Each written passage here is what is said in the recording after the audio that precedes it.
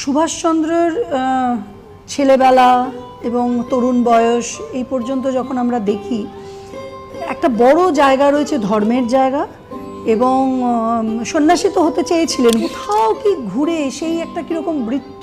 জেলে যখনই যেতে ওনার নিয়ম ছিল নিজের সেল, যেটা জেলে সেল থাকতো তার একটা কোণাকে ঢেকে উনি পুজোর ঘর করে দিতেন, এবং সেখানে অন্য কারোর প্রবেশের অনুমতি থাকতো না, সেখানেই সাধনা উনি করতেন। তো এইটা নিয়ে একটা ছবি তুলে ধরেছিলেন নরেন্দ্রনারায়ণ চক্রবর্তী, যিনি ফরওয়ার্ড ব্লকের নেতা ছিলেন। 1940-এ যখন বন্দী আলিপুর জেলে, নরেন্দ্রনারায়ণ চক্রবর্তীর সঙ্গে রয়েছেন, তো রাত্রিবেলা বসে রয়েছে, তো উনি কর্তা বলতেন, তো বললেন যে কর্তা রাত্রিবেলা পুজো করতে ঢুকলেন, তারপর বেরোলেন রাত্রির 1:30-2টোর সময়।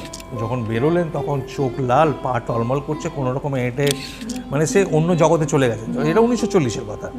তো এই যে সাধনা এবং তন্ত্রে ওনার যে বিশ্বাস, শুধু বলবো না, যে অনুসন্ধিৎসা, সেটা জানার ইচ্ছে, সাধনা করে শেখার ইচ্ছে, হাতে কলমে করে শেখার ইচ্ছে, তো এই জিনিসগুলো উনি পাবলিকলি দেখাতেন।